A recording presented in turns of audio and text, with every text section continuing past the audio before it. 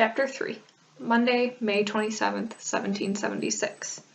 Run away from the subscriber, living at number 110 Water Street, near the New Slip, a Negro girl named Pull, about 13 years of age, very black, marked with the smallpox, and had on when she went away a red cloth petticoat and a light blue short gown, homemade. Whoever will take up and secure the said girl so that the owner may get her shall be handsomely rewarded. Newspaper advertisement in the Royal Gazette, New York. The snake took us to Miss Mary's house to collect our blankets and 2 small shoes, but nothing else. We couldn't take Mama's shells, nor Ruth's baby doll made of flannel bits and calico, nor the wooden bowl Papa made for me. Nothing belonged to us. As I folded the blankets, Mr. Robert went out to the privy. There was no point in grabbing Ruth and running. He had a horse and a gun, and we all were known to all. I looked around our small room, searching for a tiny piece of home I could hide in my pocket. What to take? Seeds. On the hearth stood a jar of flower seeds that Mama had collected, seeds she never had a chance to put into the ground. I didn't know what they'd grow into. I didn't know if they'd grow at all. It was a fanciful notion, but I uncorked the jar, snatched a handful, and buried it deep in my pocket, just as the privy door creaked open. As the wagon drove us away, Ruth turned to see the little house disappear. I pulled her into my lap and stared straight ahead, afraid that if I looked back, I might break. By midday, we were in Newport, following Mr. Robert up the steps of Sullivan's Tavern. I had never been inside a tavern before. It was a large room twice as big as Miss Mary's house, with 2 wide fireplaces, one on each of the far walls. The room was crowded with tables and chairs and as many people as church on Easter Sunday, except church was never cloudy with tobacco smoke, nor the smell of roast beef. Most of the customers were men, and a few had their wives with them. Some seemed like regular country folk, but others wore rich clothes, not useful for muck shoveling. They made haste tucking into their dinners, playing cards, paging newspapers, and arguing about the British soldiers and their navy and taxes and a war. Ruth didn't like the noise and covered her ears with her hands. I pulled her toward me and patted her on the back. Ruth was simple-minded and prone to fits, which spooked ignorant folk. Noise could bring them on, as well as a state of nervous excitement. She was in the middle of both. As I patted, her eyes grew wide at the sight of a thick slice of buttered bread perched near the edge of a table. We hadn't eaten all day, and there had been little food the day before. What with Miss Mary dying, I snatched her hand away as she reached for it. "Soon," I whispered. Mr. Robert pointed to a spot in the corner. "Stand there," he ordered. A woman burst through the kitchen door carrying a tray heavy with food. She was a big woman, twice the size of my mother, with milky skin and freckles. She looked familiar and caused me to search my memory.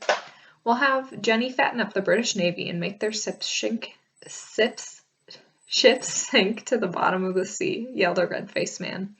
The big woman, Jenny, laughed as she set a bowl in front of the man. The proprietor called her over to join us. She frowned as she approached, giving Ruth and me a quick once-over while tucking a stray curl under her cap.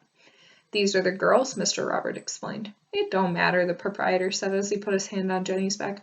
"We don't hold with slaves being auctioned on our front steps. Won't stand for it, in fact." "I thought this was a business establishment," Mr. Robert said. "Are you opposed to earning your percentage?" "You want to listen to my bill, mister?" Jenny said.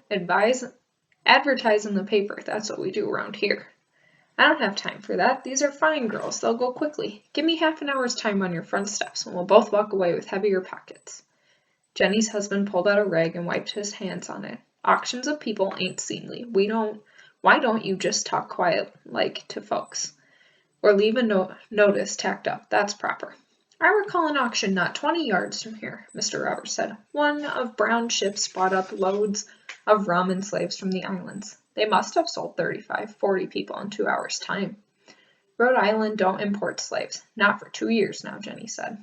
"All the more reason why folks want to buy what I have to sell. I want this done quickly. I have other business to attend to." "Is that our problem, Bill?" Jenny asked her husband. "He says that like it's our problem." "Ease off, Jenny," Bill said. "The girls look hungry. Why don't you take them to the kitchen?" Jenny looked like she had plenty more to say to Mr. Robert, but she gave Ruth and me a quick glance and said, "Follow me." Mr. Robert grabbed my shoulder. "They've already eaten." "No charge," Jenny said evenly. "I feel like feeding children." "Oh," Mr. Robert released me. "Well then, that's different." Jenny closed the kitchen door behind her and motioned for Ruth and me to sit at the table in the middle of the room. A cauldron of stew hung hung above the fire in the hearth, and 2 fresh pies were cooling by the window. "Eat first," she said, "then talk." She cut us slices of brown bread and ham and poured us both big mugs of cider. Ruth gulped hers down quick and held out her mug for more. Jenny smiled and refilled it. I made short work of the food, keeping one eye on the door in case Mr. Robert walked in. The back door to the kitchen was wide open to let in the breeze. Should I grab Ruth's hand and try and escape? Jenny read my mind. No sense in running, she shook her head from side to side. He'd find you right away. I scowled at my bread and took another bite. I'd help you if I could, she said. It'd be the least I could do for Dinah. I wasn't sure I heard her right. Pardon me, ma'am? You're Dinah's girl. Knew you when you walked in the door. You knew my mother? Jenny stirred the cauldron of stew. Your mother and your father both. I held you when you were just a day old. I heard she passed away last year. My condolences. She cut 2 pieces from the apple pie and gave them to Ruth and me. I was indentured when I was your age. Old Mr. Marlborough had 5 of us from Ireland, along with near 30 slaves. Worked us all just as hard, but after 7 years, I could walk away, thank the Lord. Dinah was real friendly to me when I first got there. Helped me get used to a new place and people ordering me around. I thought I knew you, I said. She smiled warmly and snatched a piece of apple from the pie plate. You always were the best rememberer I ever saw. We used to make a game of it, tell you a line to memorize, or a song. Didn't matter how much time passed, you'd have the whole thing in your mouth. Made your parents proud. A servant girl came through the door, and the talk stopped. Once Jenny had loaded up her tray and sent her back out, she sat down next to me. How did you come to be with that man? She asked. I thought you were at Miss Finch's place. I quickly explained the dizzying events of the last 2 days. There's no telling what happened to the lawyer, Jenny said when I was finished.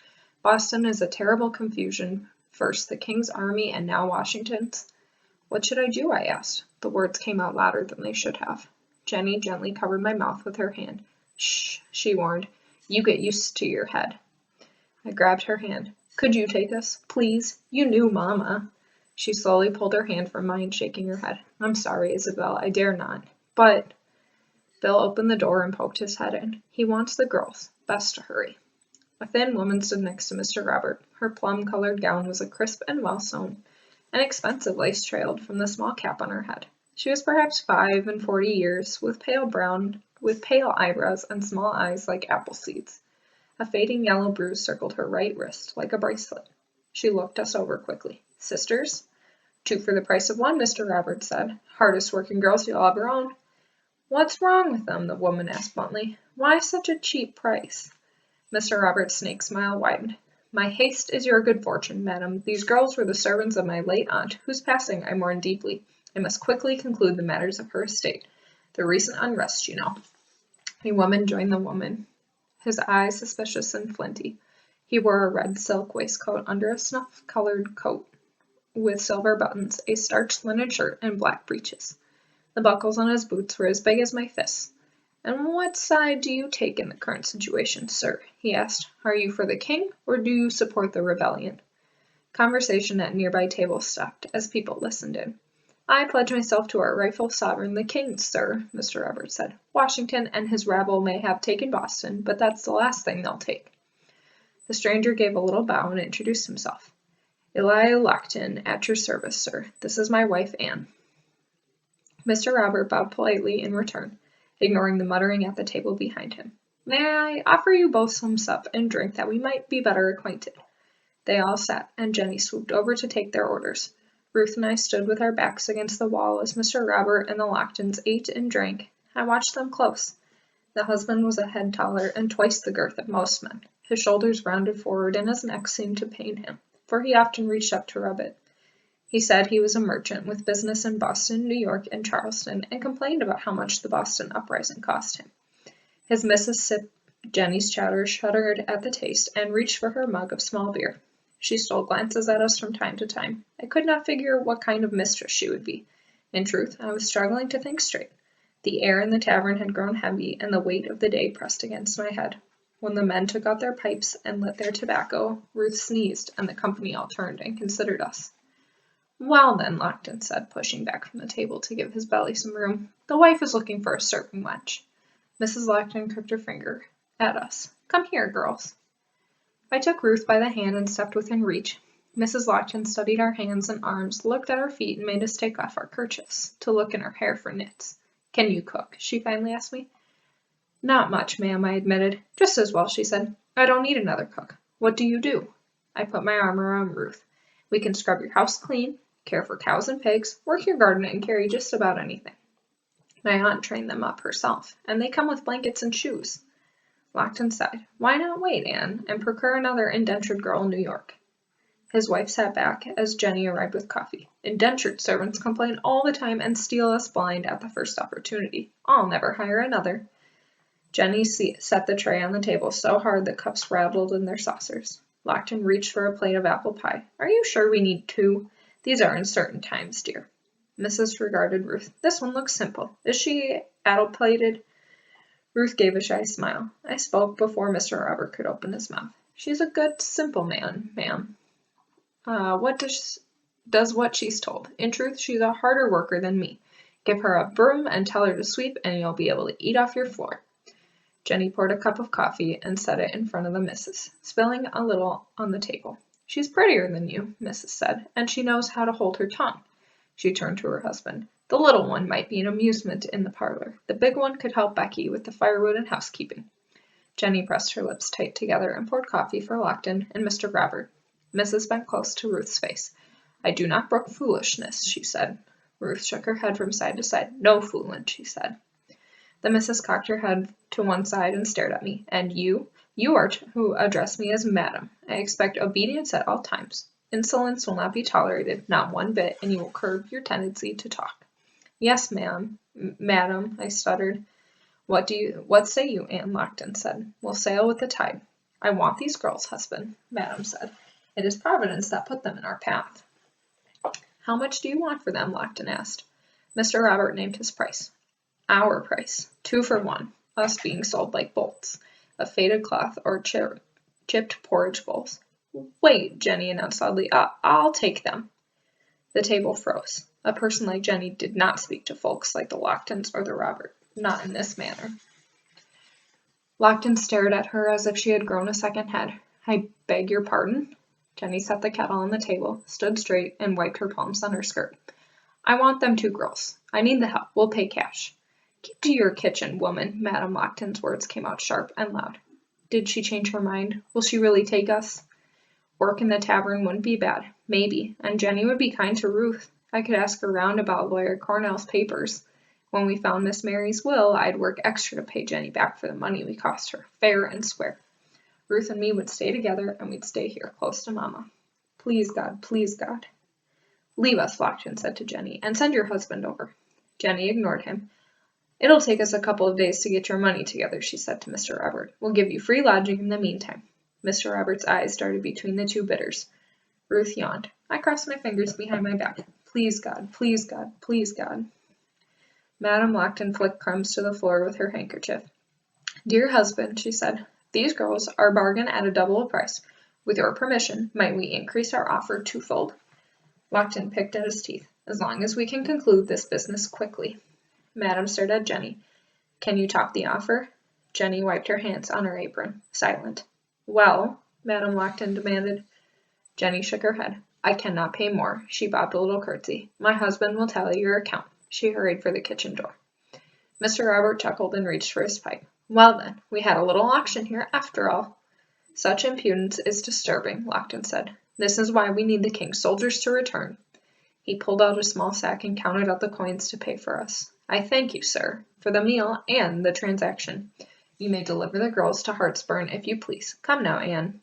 Madam Lockton stood and the men stood with her. Good day to you, sir. Safe voyage, ma'am, Mr. Robert replied. As the Locktons made their way through the crowded rooms, Mr. Robert dropped the heavy coins into a worn velvet bag. The thudding sound they made as they fell to the bottom reminded me of clods of dirt raining down on a fresh coffin. Ruth put her arm around my waist and leaned against me. Chapter 4.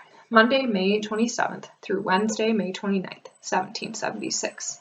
What a fine affair it would be if we could flit across the Atlantic as they sat, the angels do, from planet to planet. Letter from John Adams to his wife, Abigail. It took 2 nights and 2 days for the Hartsburn to sail from Newport to the city of New York. Ruth and me were housed below the packet boat's deck with 6 sheep, a pen of hogs, 3 families from Scotland, and 50 casks of dried cod. At the far end of the hold were crates of goods stamped Lockton and Foot, and casks of rum with the same marking. I spent most of the voyage bent double over a puke bucket, bringing up every scrap of food and swallow of brackish water I choked down. Ruth stood on a box looking out a porthole, counting seagulls and waves in a whisper that could barely be heard over the creaking of the hull. The seas calmed late on the second night, and I was able to walk a bit. Ruth was sound asleep in our hammock, thumb in her mouth. The hatchway to the deck was open and tempting. I climbed up the ladder slowly. The few sailors on watch saw me, but didn't say a word. The fat moon lit the water like a lantern over a looking-glass. A clean, cold breeze blew from the north, pushing the ship so fast across the sea we seemed to fly. I sat on a crate facing the back end of the ship and hugged my knees to my chest. A mist of salty spray hung in the air. The coastline of Rhode Island had long disappeared into darkness. I could not see where we came from or where we were going. Maybe the ship would spring a leak and sink. Maybe we would be blown off course and land in a country without New York or people who bought and sold children. Maybe the wind would blow us in circles until the end of our days. I wiped the mist from my face. Mama said that the ghost couldn't move over water. That's why kidnapped Africans got trapped in the Americas. When Papa was stolen from Guinea, he said the ancestors howled and raged and sent a thunderstorm to turn the ship back around, but it was too late.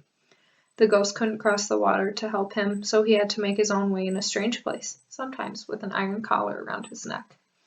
All of Mama's people had been stolen too, and taken to Jamaica where she was born. Then she got sold to Rhode Island, and the ghosts of her parents couldn't follow and protect her neither. They kept moving us over the water, stealing us away from our ghosts and our ancestors, who cried salty rivers into the sand. That's where Mama was now, wailing at the water's edge while her girls were pulled out of sight under white sails that creaked in the wind. Chapter 5, Wednesday, May 29th, 1776. The inhabitants of New York are in general brisk and lively. It rather hurts the European eye to see so many slaves upon the streets. There are computed between 26 and 30,000 inhabitants. The slaves makes at least a fifth part of the number. Letter written by Patrick McRobert, a Scottishman visiting New York. The Hartshorn docked in New York the next morning, just after a sailor brought down some old biscuits for our breakfast. I picked out the worms and tossed them through the porthole, then gave the biscuits to Ruth. Madame Lockton's voice rose above the shouting sailors. "Bring those girls up," she said. A fellow missing most of his teeth stuck his head down the hatchway and waved us over to the ladder. We climbed up, shading our eyes against the bright light of day.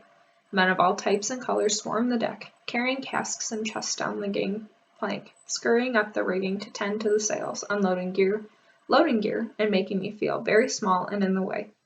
Ruth stood at my side and stared so hard, her thumb fell out of her mouth. The ship was tied up at a long dock, one of many that jutted into the river. The sun sparked off the water so strong I had to shade my eyes. Tall houses of brick and stone faced us, with rows upon rows of windows looking down at the street. They reached higher than the oldest tree back home. There were smaller buildings too, all crowded shoulder to shoulder, with no room for a feather to pass betwixt them. We had arrived soon after a heavy rain. Soldiers splashed through the glittering puddles, toting wood, empty wagons, carrying buckets hither and fro, and standing about on corners, conversating with each other. Some wore uniforms and carried long muskets, others in homespun clothes dragged fence posts to a barricade.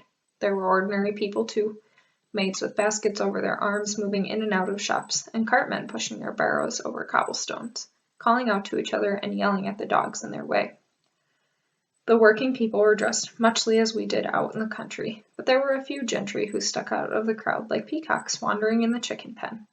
Some of the working folk were black. In truth, I had never seen so many of us in one place, not even at burials. A wagon drawn by 2 thick-necked horses stopped just beyond the end of the dock. Not far behind it came a beautiful carriage drawn by 2 pale gold stallions and driven by a stout man in livery with a 3-cornered hat on his head. He clucked to the horses to walk until he stopped behind the first wagon. The toothless sailor approached us again and pointed down to the dock where the crates and casks stamped Lockton and Foot were being stacked.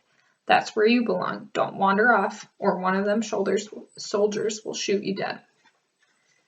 He laughed as he walked on the swaying plank. We followed with tiny steps. Ruth's hand in mine. As I stepped onto the solid dock, I stumbled. "There you are!" exclaimed Madame Lockton, coming around the stack of crates. "Be careful with that," she said to the two deckhands carrying a fine walnut chest. "That goes on the back of the carriage, not to the warehouse." The men nodded and carried the chest toward the beautiful carriage with golden horses at the end of the dock. "Pretty horses," Ruth said. A soldier at the end of the dock picked up his musket and stopped the two men carrying the walnut chest. There was a brief argument, then the sailors returned, still carrying their burden. "What is this?" Madame asked as they set their chests at her feet. "I told you to put that on the carriage." "Beggin' your pardon, man," the sailor said, "but them fellows all say cargo has to be inspected at the wharf before it enters the city. Order of some committee. What's in charge here?" "Inspected?" She lifted her chin. "Those are my personal belongings. They will not be inspected by anyone. I do not permit it." Master Lockton had been half following the turn of events while supervising the unloading. As his wife's voice rose, he hurried to join her. "Now, dear," he said, "I told you there would be some inconveniences. We must be accommodating. Look, there's Charles. He'll straighten this out." A second wagon had pulled up next to the first. A round, short man rolled off it and bustled up to Lockton's. "What are you doing here?" demanded the round man. "You shouldn't have come back." "Lower your voice, Charles," Lockton said. "Where are the men I instructed you to bring?" The round man pulled a handkerchief out of his waistcoat pocket and wiped his face. "Washington's men took them all to work on the blasted fortifications." "Oh, double blast! Look there, Bellingham." An official-looking man in a somber black coat had stepped out of a building across the street and was striding toward our little group. Walking, stick in hand, he was followed by a thin fellow carrying a book near as big as Ruth. Behind him walked a slave boy about my height, whose arms were weighted down with a wooden contraption and a small case with a rope handle. The boy wore a floppy red hat, his shirt sleeves rolled up to the elbow, the blue breeches of a sailor, and a pair of dusty boots. "Bellingham is eager to arrest you," Charles quietly told Master Lockton. "I told you it was still unsafe. You should have waited." "Anne," Lockton fixed his eyes intently on his wife, "do not fail me." She gave a little nod. "You have a plan?" Charles asked. "Everything is in order," Lockton said. "Eli Lockton," Bellingham called, waving his walking stick. "Come join us, friend." 3 more soldiers appeared and lined up a few paces behind him. "Smile, everyone," Lockton commanded through clenched teeth. "Pretend to be happy rebels." The Locktons and Charles walked to the land end of the dock. Ruth and me followed a few steps behind, little mice trailing behind dogs that were fixing to fight.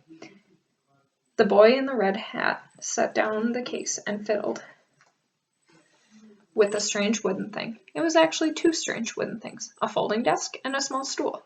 After he set up both of them, the thin fellow laid the book on the desk, opened it to a blank page, and perched on the rickety stool.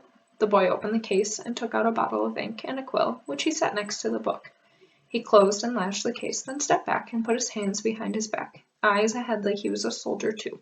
"Good day, Charles." Bellingham inclined his head toward Mrs. Lockton. Ruth started to raise her hand to wave at the man, but I grabbed it and held it down. "Mr. Bellingham," Madame replied, "how fares your good wife?"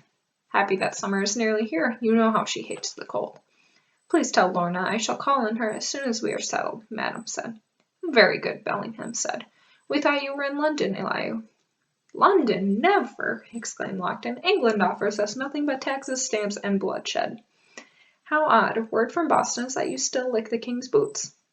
Madame drew in her breath sharply, but said nothing. "Why do you insult me, sir?" Lockton replied. "We are at war, sir," Bellingham said in a voice that all we could hear. Several of the dock workers put down their burdens and stood up straight. "Insults are the least of my concern. I'm more worried about the British invasion." Lockton shrugged. "I am a merchant with cargo to sell. Search my crates if you wish. Search the entire ship. You won't find the British fleet, I promise you. Those yellow-bellied cowards have sailed for Canada." Bellingham took 2 steps and stood a fingertip away from Lockton. He lowered his voice. "I don't have time for your games. The Committee of Safety suspects you a Tory, in cahoots with Governor Triton. You've come home to fight us who strive for freedom and liberty." All work on the ship stopped. The air had suddenly grown warm. I glanced sideways. The soldiers guarding the crates had picked up their guns. The clerk at the desk was the only one who seemed unrattled. He opened the ink bottle, dipped his pen, and scratched something across a blank page. I caught the boy behind the clerk, sparing a quick look at Ruth and me. His eyes were dark gray, the color of the sea during a storm. "Freedom and liberty has many meanings," Lockton finally said. "Am I free to return to my home?" Shall I be at liberty from the improper meddling of your committee?" Bellingham held his position a moment longer. Then he took one long step back. "Search the cargo," he commanded the soldiers, who laid down their weapons and picked up crowbars. "Very well," Lockton said. "Am I under arrest?" "Not until I find something," said Bellingham. "Then I'm leaving. My wife is exhausted and needs me to accompany her home. Charles will stay and supervise." The round man sputtered twice, but didn't say a word. "Enjoy your homecoming," Bellingham said. "It may be short." The soldiers had started to go through the crates and call out the contents, the clerk writing down the details in his big book. Lockton motioned with his elbow again. "Come, dear," he said firmly. Madame refused to move. "We cannot leave without my chest." "Now, wife," he said, "it will be sent along." "It travels with me," Madame said crisply. "Mr. Bellingham." Bellingham bent over the clerk's inventory book, looked up. "Ma'am, does your battle for liberty entitle you to search through the private linens of a lady?" The doc fell silent again. It was the one thing for a gentleman to threaten another with arrest. The topic of a lady's linens was delicate. Bellingham cleared his throat and stood up straight. "Well, the rules—" "Do I gather, sir, from your hesitation that you are unsure of the etiquette involved? Perhaps you lack the proper authority?"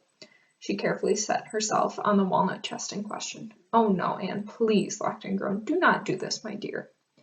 Madame ignored him. "I demand that Mr. Bellingham write to his Congress in Philadelphia. If they give permission for common soldiers to rifle through my personal goods, then I will surrender. Until that letter arrives, I shan't move. I shall guard my dignity day and night." Charles shifted nervously from foot to foot. Lockton pinched the space where his nose met his forehead. The soldiers studied the tips of their boots. Bellingham muttered something impolite, and the boy standing behind the clerk fought hard not to smile. My own lips twitched. A woman defending her underclothes from a battalion of soldiers was comical. I didn't dare laugh, of course, but Ruth did. She giggled. A sound like a small silver bell, a bell tolling disaster. Madame Lockton flew off the chest and pointed her finger at us. "Which one of you made that noise?" Her face flushed with rage, her eyes darting back and forth between us. "I did, ma'am," I quickly lied. The smile on Ruth's face faded as she figured that something bad was unfolding. Crack! Lightning struck from a blue sky. Madame slapped my face so hard it threw me to the ground. The sound echoed off the stone-faced buildings. Ruth grabbed my skirts and helped me stand straight again. She was confused but kept her mouth closed. Thank heavens. My cheek burned, but I fought back hot tears and tried to swallow the lump in my throat. No one had ever slapped my face like that, not once in my whole life. Better than me than Ruth. Better me than Ruth. Madame sat back on the wooden chest and looked calmly at her husband, as if nothing had happened. The soldiers all went about their business, one of them whistling. The only person who looked my way was the boy in the red hat. He kept his features froze in a mask, but he swallowed hard. Lockton shrugged. "You see, Bellingham, I don't have time for your war. I have enough battles in my own household." Bellingham sighed and waved at the soldier closest to where Madame sat. "You there, carry the lady's belongings to her carriage." He did not mention me. I was already forgotten, dismissed, though the outline of her palm and fingers still burned on my skin. For an instant I saw myself pushing her off the dock into the water below, but I blinked twice, and the vision vanished. I took Ruth by the hand. Madame rose gracefully. "Thank you, Mr. Bellingham." Lockton offered his arm again to his wife, and this time she took it. Bellingham lifted his hat as they passed. Ruth and me trailed close behind. As we approached the carriage, the driver jumped down and opened the door. Lockton helped his wife as she stepped up and settled on the padded seat. "Well done, my dear. Well done, indeed." Madame blushed. "'Twas all your doing." She smoothed her skirts. "Put the little girl up with the driver." "What about the older one?" She leaned forward to stare at me, standing just behind the master. "Send that one to fetch us some clean water. I doubt Becky has had word of our arrival yet." Lockton looked puzzled. "How will she know where to find the pump, or how to get home for that matter? Charles will find someone to assist her." "I'll take her, sir." Lockton turned around. The boy had removed his hard hat and bowed politely. "I'm Curzon, sir, Mr. Bellingham's boy.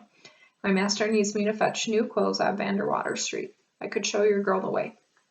The driver and the soldier had finished strapping the walnut chest to the back of the carriage. The driver spoke gently to Ruth and took her by the hand to meet the horses. She giggled and went eagerly. Lockton studied the boy, then looked over to Bellingham, who was inspecting one of the open crates with a nervous Charles by his side. "Excellent idea," said Madame. "You know where our house is?" Lockton asked Curzon. One of the proudest in our city, sir, the boy answered as he put his hat back on his head. With him standing this close, I could see the gold ring in his right ear, like a pirate's, and a long thin scar that ran along the left side of his chin. South side of Wall Street, just past Smith. Lockton grunted and glared at me. Be quick about your business. No dawdling, understand? I curtsied, bewildered at the speed of it all. Yesterday I had been aboard a ship. The day before that, sold in a tavern. The day before that, I woke up in my own bed and watched an old woman die. My belly ached again as if it were still at sea and the waves were throwing me off balance. Well? Lockton demanded. Yes, sir, I whispered. He looked at his wife. This one might be simple, too. He climbed into the carriage, closed the door, and rapped at the ceiling with his knuckles. Go, driver. The carriage rolled away, Ruth sitting up straight with a big grin, a golden horse tossing their manes, hooves flashing the sunshine. She waved to me as they drove away. I bent down, dipped my fingers in the puddle, and scrubbed the spot where the woman hit me.